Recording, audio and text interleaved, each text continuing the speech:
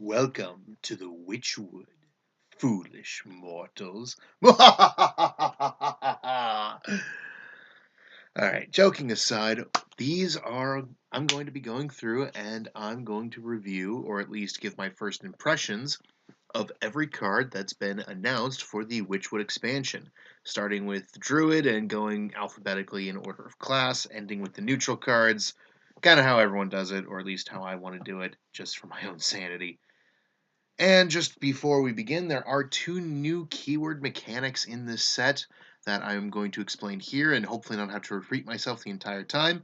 We have Rush, which is can attack minions the turn they are played. Can't attack heroes, though. So it's kind of like Charge, but cut down. Much better, in my opinion, than actual Charge, but here we go. And then there's also Echo. Echo is when you play a card that has it, it adds a copy of itself to your hand. You can replay it, but when you push the end turn button, the Echo card goes away. So if you're going to play it, make sure you play plenty of them.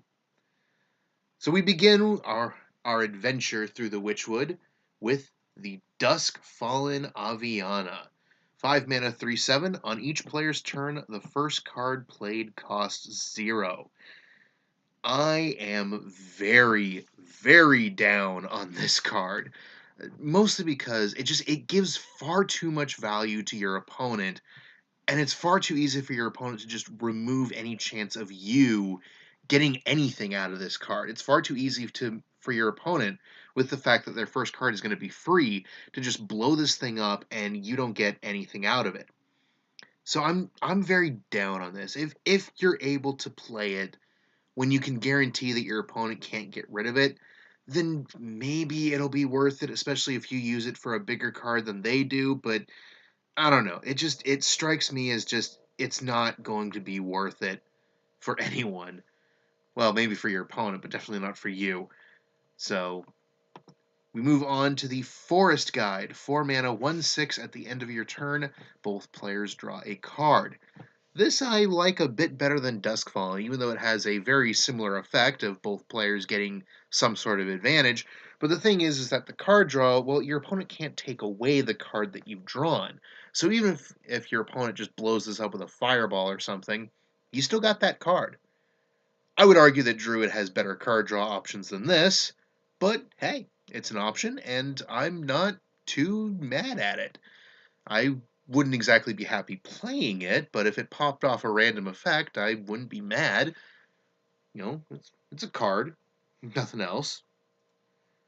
Next, we have the Gloom Stag. 5 mana, 2/6 taunt. Okay. Battle Cry. If your deck has only odd cost cards, gain +2/+2. This is another thing that's been going around with the Witchwood, this deck building restriction of only odds or only evens. And I'm not too sure on either side right now, even with the legendaries having been revealed for them, and with a lot of cards coming out for each of the classes that can benefit from these deck building restrictions. I don't know. So the payoff is if you conform to the restrictions, or if you just draw all your even cost cards before you play this, you have a 5 mana 4/8 with taunt. Not too shabby. Druid actually does have some pretty beefy taunts when everything is considered. I think one of the ones they have back in Old Gods was the Dark Arakoa, the Raven people. I don't know what they're called, but that was a 5/7 for 6, and this could be a 4/8 for 5. So maybe it doesn't exactly compare, but who knows. Vanilla, it's a 2/6 taunt.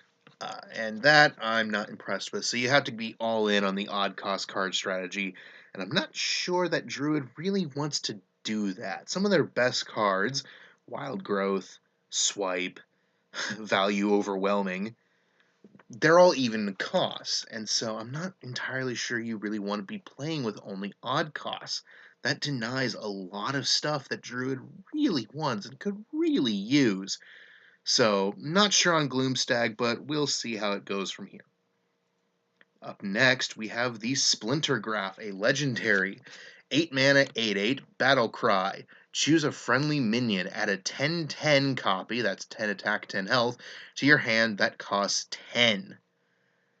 Okay, here's the thing. I'm not sure what cards are out there that I'm really excited to play as a 10-10 for 10. Is there a really good battle cry or a death rattle out there that I really want to, that I'm desperately wanting to play a second time?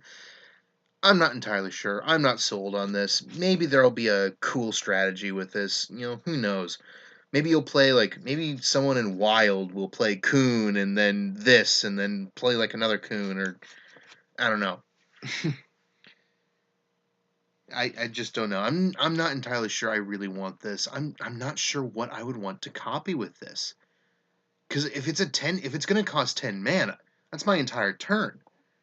So what do I really want to copy that's gonna take up my entire turn? What effect is so great that I really want to play it for 10 mana?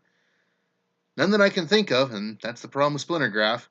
But if it works, hey, I expect to see him in my top 5 cards I was wrong about. Up next, we have the Whispering Woods. 4 mana, summon a 1/1 Wisp for each card in your hand. So, first thought, of course, is that this is going to be great for, say, Token Druid, if that deck ever comes back. But the thing is if you're playing Token Druid, how many cards are you really keeping in your hand?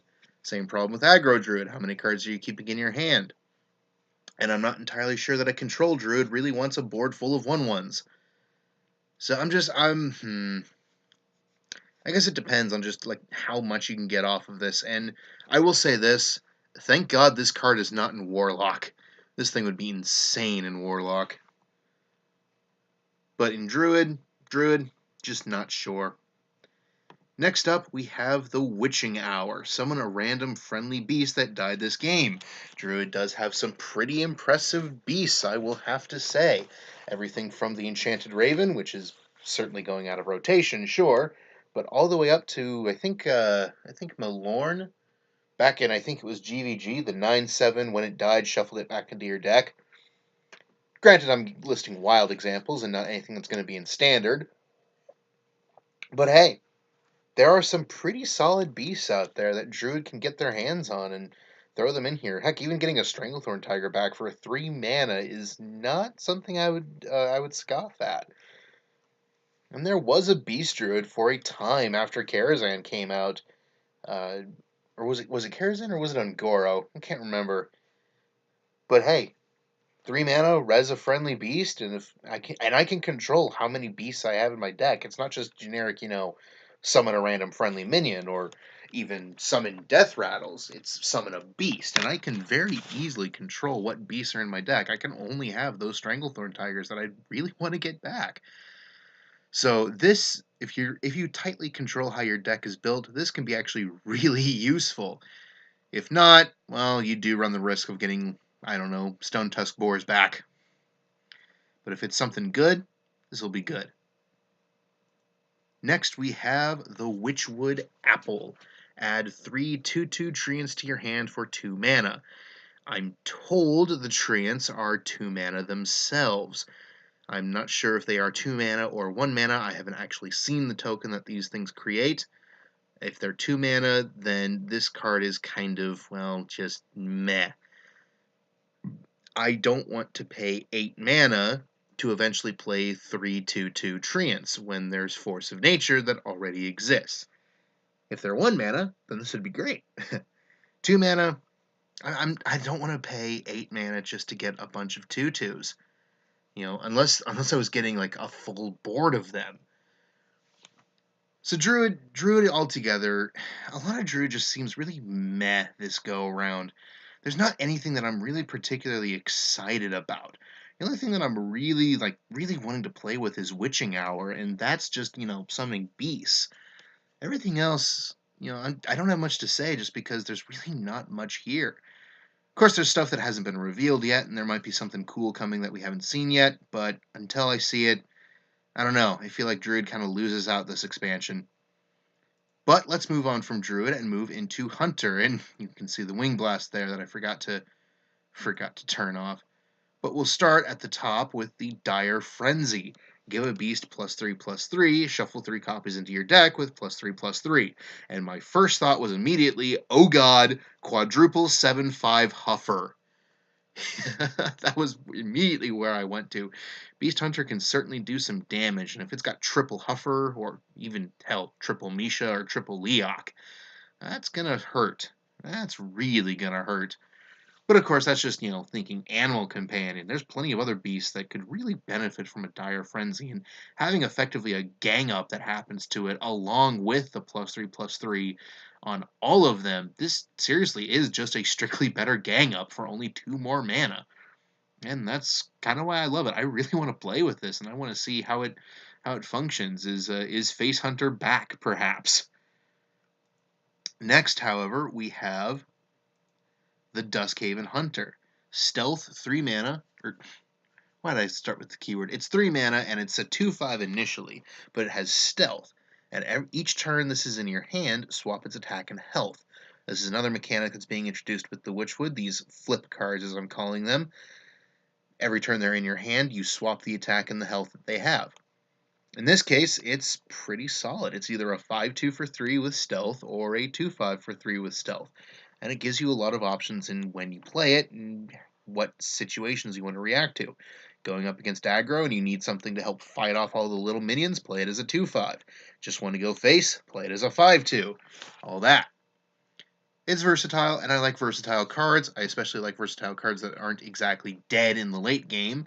In the late game, I can play this as a 5/2 and just go to town on my opponent, who's probably not got many cards left anyway.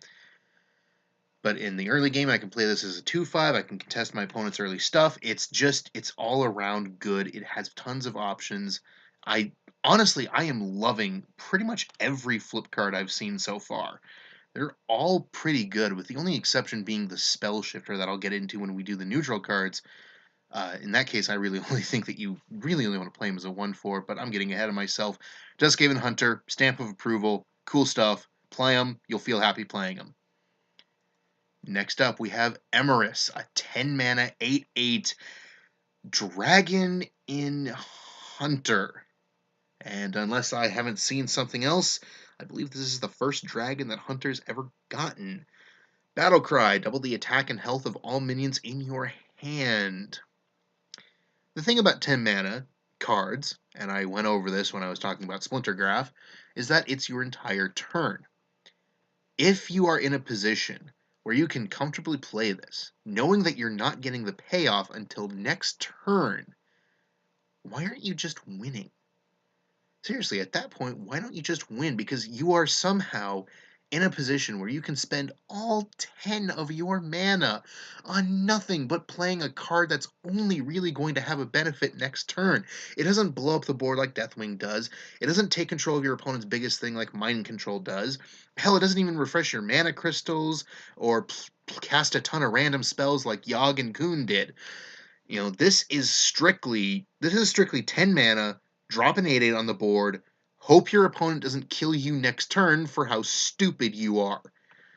That being said, I'm not saying it's entirely stupid to play this thing.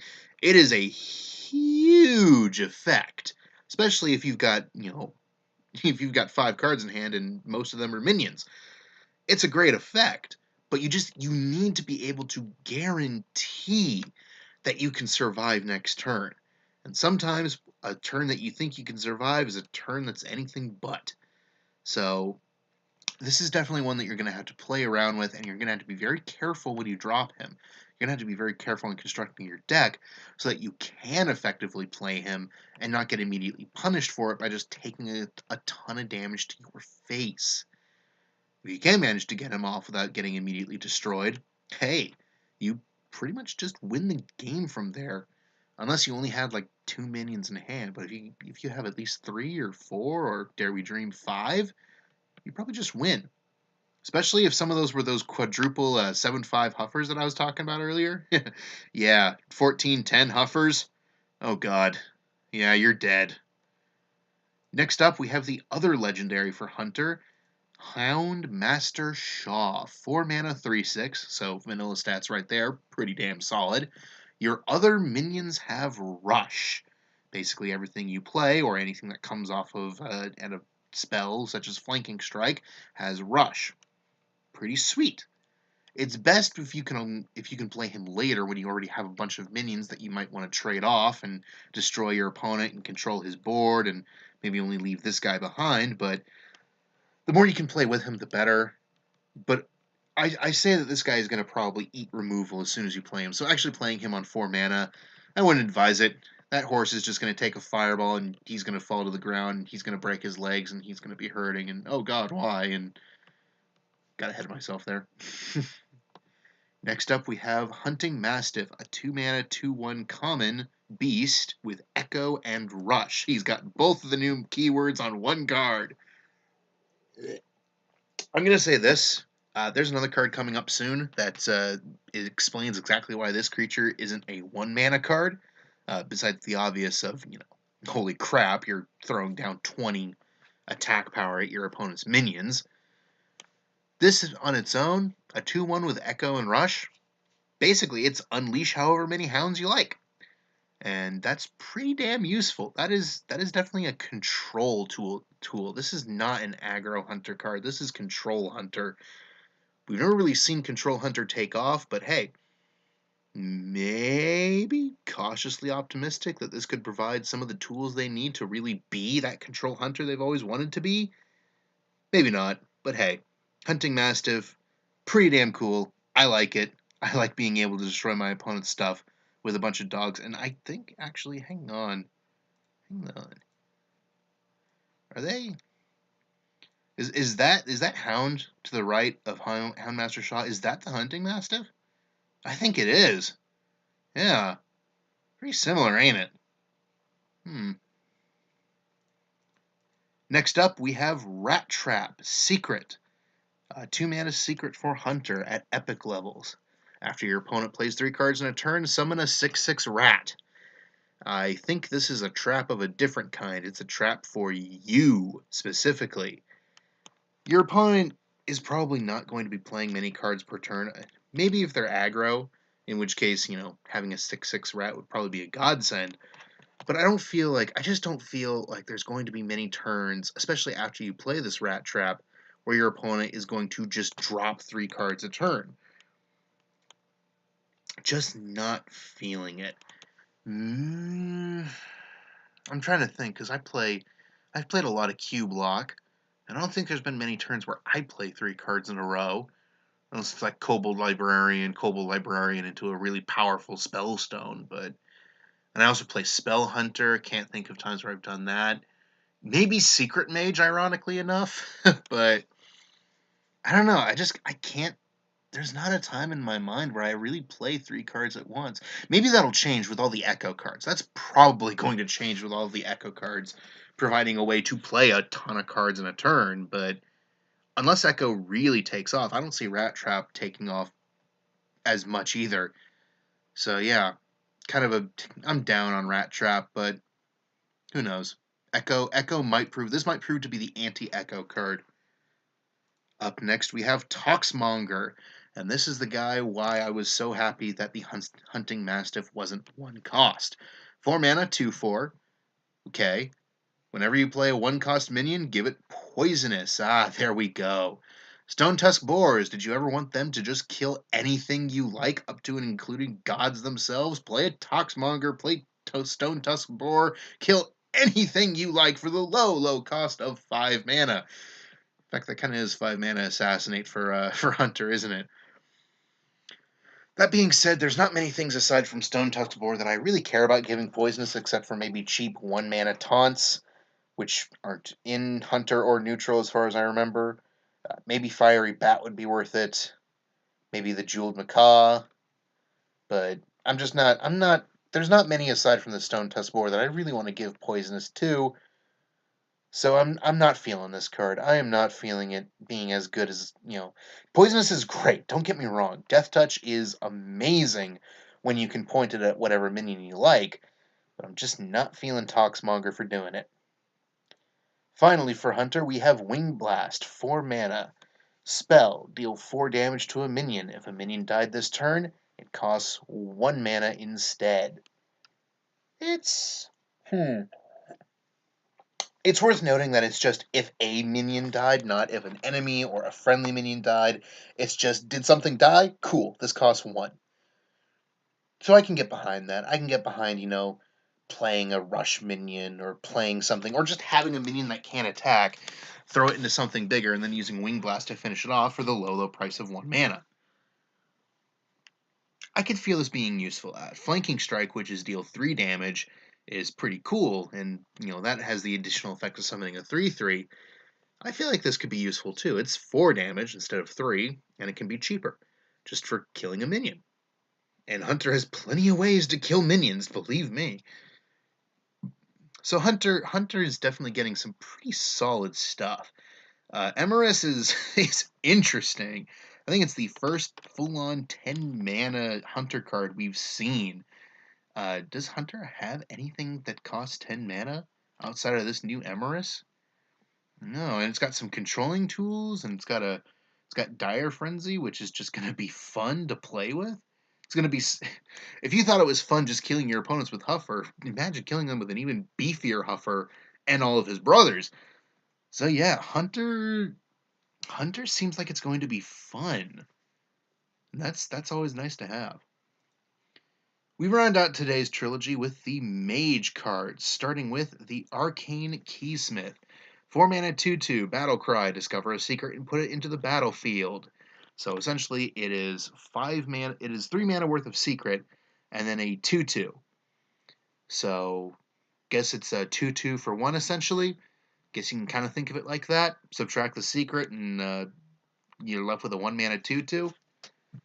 That being said, I have been told, I haven't exactly looked into this, but I've been told that Ice Block is joining the Hall of Fame, which is going to make Arcane Keysmith a hell of a lot worse. But at the same time, Mage still has some pretty awesome secrets. Just off the top of my head, I'm thinking Counterspell, which is great. Explosive Runes will definitely be fun. You play Arcane Keysmith and get an Explosive Runes, your opponent plays a minion, and bam!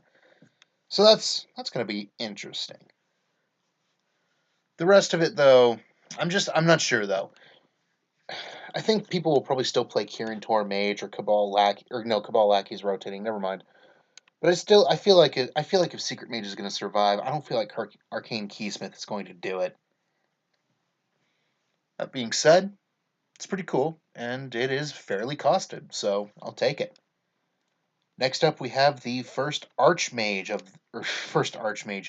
God damn, I am not talking well today. We have the first legendary for Mage, an Archmage, a Rugal, 2 mana 2/2. Whenever you draw a minion, add a copy of it to your hand. Probably better when you can immediately throw off an Arcane Intellect or 2 to draw more minions and get all those sweet, delicious copies. But 2 mana 2/2 immediately eats the next removal your opponent has because they're not letting you get that kind of value. I'd play it. I'd certainly play it. Thing is, though, I'm not sure that Mage really wants to copy a lot of minions. I mean, Sorcerer's Apprentice, sure. Kirin Tor Mage, as I've already mentioned, sure. Plenty of stuff that Mage does kind of want to copy, but not many that I can really think of immediately. That being said, hey, I'll take more minions, I'll take more value any day of the week. Next, we have the Black Cat. 3 mana 3/3, Beast, spell damage +1, Battle Cry if your deck has only odd cost cards, draw a card. 3 mana 3/3, spell damage +1, vanilla test means it's fine, and I will certainly take anything that has spell damage +1 if I'm wanting to burn my opponent's face off, and I often do. The payoff for only playing odd cost cards, however, well, here's the thing though, a lot of Mage's best damaging spells are even. And with Fireland's Portal leaving because Karazhan is leaving the rotation, what are you left with for pure damage? Because Frostbolt, that's even. Fireball, that's even. All you're really left with is, what? Flame Strike? Dragon's Fury? Breath of Syndragosa? What else are you left with? What else are we getting? I'm not sure there's really much left that's actually, like, damaging, that's even really worth it.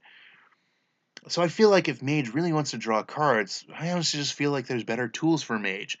including the next card on our list, the Bonfire Elemental. 5 mana, 5/5. Okay, vanilla test is technically fine. Battlecry. If you played an elemental last turn, draw a card, and it itself is an elemental. Elemental Mage has been a thing ever since Ungoro basically created the elemental tag, and ever since Knights of the Frozen Throne gave Jaina tons of reasons to play elementals with Frostlich Jaina. Elementals have been a thing. This is pretty solid. 5 mana, 5/5, draw me a card if I played an elemental last turn, and I am spoiled for choice when it comes to elementals. I have Water Elemental, I have Firefly, got plenty. So, yeah, Now, granted, this is odd cost and can work with Black Cat, but again, I just feel like if I really care about drawing cards, Mage has better tools, including this one. Mage also has other tools for drawing cards, including the next card on our list, Book of Spectres. Draw 3 cards, discard any spells drawn. You, sir, are in the wrong class. Mage does not care about drawing minions. Mage cares about drawing spells. Lots of spells. Spells they can use to burn minions. Spells that can use to burn your face off. Spells that can use for anything, including getting more spells. Just not sold on Book of Spectres. I feel like... Just think about Army of the Dead and the wonderful compilations on YouTube of people playing Army of the Dead and getting nothing. That's what's going to happen with Book of Spectres. I guarantee you. You're going to play it and the next 2 cards are going to be spells and you're going to get a Firefly off the other one. I'm just not feeling Book of Spectres. If it was in another class, hell, I'd even take it in Shaman. Mage, just, wrong class. Wrong class. Next up, we have the other legendary for Mage, Toki the Time Tinker. 6 mana, 5/5. Battlecry, add a random legendary minion from the past to your hand. And it's legendary, not legendary. If I could talk, that'd be great. And it is confirmed that from the past means from those sets that have rotated out of Standard, and that is including the Hall of Fame. Ragnaros, your time has come. By fire, our enemies will be purged. And also Sylvanas here back, and also plenty of other legendaries like Dr. Boom, Confessor Paletriss, Ronin. There's plenty of really good ones out there. Let me think. What other ones have rotated that I really liked? Oh, Emperor Thalcian, Nefarian, Chromagus. God, there's plenty out there. I will, however, say that I am personally disappointed that this isn't Chromie, because that would be kind of fun. We see Chromie everywhere. Why is this Toki Time Tinker and not Chromie? She's a member of the Bronze Dragonflight. But hey, I'll take it. Redhead, I'm assuming she's a gnome just because she's tinkering with things. Sure. Of course, there's also going to be the times where this is going to hit something like Sir Finley, Margleton, and you're just going to feel so terrible because it's like, well, god damn it, now I've got this 1/3 Murloc that's going to replace my Fire Blast, which is an awesome card, or awesome hero power. But then again, I also look forward to all the compilations on YouTube where Toki Time Tinker pulls a Ragnaros and he plays the Ragnaros and it fireballs your opponent in the face for the win. You know it's going to happen. You know that's going to be the highlight reel. Just accept it, and also accept that it's probably not going to be you. You're going to get Sir Finley Murgleton and stuff like Shifter Xeris and the 6/6 Cthulhu every time. Every time. Finally, we have the VEX Crow, 4 mana, 3/3. Whenever you cast a spell, summon a random 2-cost minion. It's kind of like the Medivh effect, where you had that staff that would summon a minion of the same cost as your spell, only this is always summoning a random 2-cost, and never summoning anything bigger. First off, I look forward to all the Doomsayers that this is going to pull, because, hey, every single time we've seen a random 2-cost, inevitably there's always a Doomsayer that comes up. Paladin Shredder? Anyone? Anyone? Or Hungry Etten, actually. I've seen Hungry Etten pull Doomsayers, which is hilarious. And I can't wait to see Vex Crow summon a Doomsayer. It is nice to be able to play spells and get extra value by having a bigger board at the end of it. And actually, with the rare times that this is going to hit Doomsayer, It might hit Doomsayer a bit more often because we're just going to be having this rotation, so there's going to be a smaller pool of 2-mana cards to pull from. But at the same time, it's not going to be often, and every time you play a spell, you're getting extra value off of it. I can live with this. I can honestly live with the few times this is going to pull me a Doomsayer. I think the effect is actually really good, because even if I'm just throwing fireballs around, hell, if I'm throwing fireballs around, I might be pulling Sorcerer's Apprentices off this thing and getting cheaper spells that I can then use to get even more minions. Anyway, so be mindful of the Doomsayer, but at the same time, I think this is going to find a home in at least a few Mage decks. So that has been my first impression of the Druid, Hunter, and Mage cards for the Witchwood. Tell me what you think in the comments. Call me an idiot. Tell me that I have absolutely no idea what cards are actually going to be good.